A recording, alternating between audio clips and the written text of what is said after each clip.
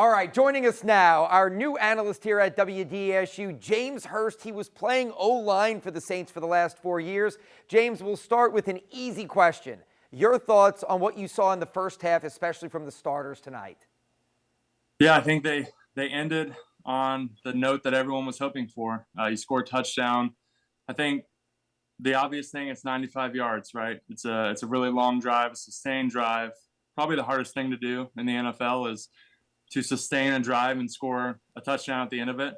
I particularly loved how the drive ended on 3rd and goal from like the 8. You know, they do a quick snap and run the ball straight up the middle. Almost score. I thought he scored. Then go for it on 4th down and score a touchdown. So it's a beautiful way to end the drive. It's a beautiful way to cap off the night for the starters. And I think they take the flight back home feeling good, feeling like they're on an upward trajectory. And that's what the preseason's for. You know, you're not expecting your best ball, but you want to see the needle moving up, and it finished that way. All right, Derek Carr leading that 95-yard drive you just mentioned a second ago. Last week in the first preseason game, only 12 yards for Carr through the air. This game, 47. How have you seen him maybe look more comfortable in this new offense? Yeah, he definitely did. I think, as expected, he's going to get better with every single rep. That's every practice rep, every rep in the preseason.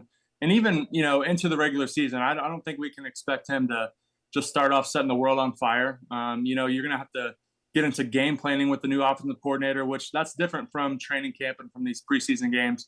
I think he said it in his interview. You know, they're not out there running game plan plays. They're showing pretty vanilla looks on offense. And, you know, obviously if your vanilla looks are doing well, you're pretty happy with that. But he had a great game. I think notably, he was looking for Olave. That was very obvious. And Olave's, you know, he's the playmaker. He's the number one receiver. There's no question about it. So if they can continue to build a good rapport, I think good things are coming. All right, Kendall's going to ask you in just 1 minute about your area of expertise, the O-line, because that is something everyone's going to focus on.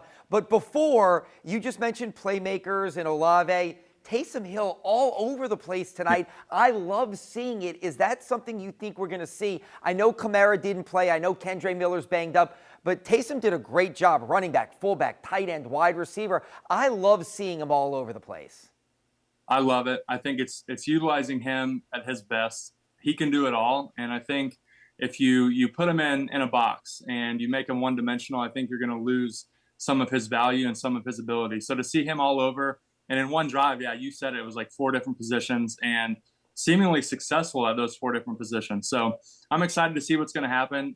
You know, the long drive, there was so much variety going on. And as the season progresses, we're going to have to, you know, just watch, hey, are we getting new looks? Are we keeping the defense off balance like we were in that long touchdown drive there? All right, and Fletcher just alluded to it. The offensive line, a big storyline this offseason. 3 new starters. Taliese Fuaga did not play today, but how have you seen the offensive line in this game look, and specifically Trevor Penning? It was better. It was definitely better. As an offensive lineman, if you're not noticed, you probably had a good day. And I'd say for the most part, you know, you didn't notice Trevor. You didn't notice anyone in particular. I think the negative thing that I saw was 3rd down pressures and the few 3rd downs they have, the few obvious 3rd down passing plays that they had. There were a couple of pressures, and just have a play, it's probably not what you want to see.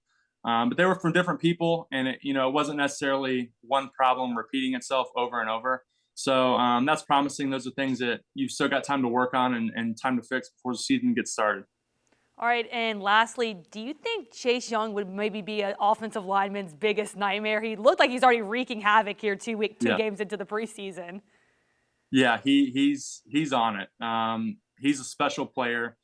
He can do it all. He looks the part. He is the part. He plays the part. To have him, he's a complete game wrecker, and you saw it. I mean, not blocking Chase Young is a strategy that I don't think teams are going to do, but it happened a few times tonight. So that'll probably get fixed. But you saw him winning one-on-ones, run game, pass game. He can do it all. It's really exciting to see what he's going to bring to the defense. All right, James Hurst, thanks for joining us tonight. James will be with us all season long, the newest member of the WDSU Saints on 6 team. We don't think he's coming out of retirement to play O-line for the Saints. That's just my opinion, James. I'm not going to put you on the spot and ask you. I'm just going to say we're leaning towards TV, not more football, but we do thank you for your time. And again, great insight, and we look forward to having you all season. Absolutely. Thanks so much. I'm looking forward to it.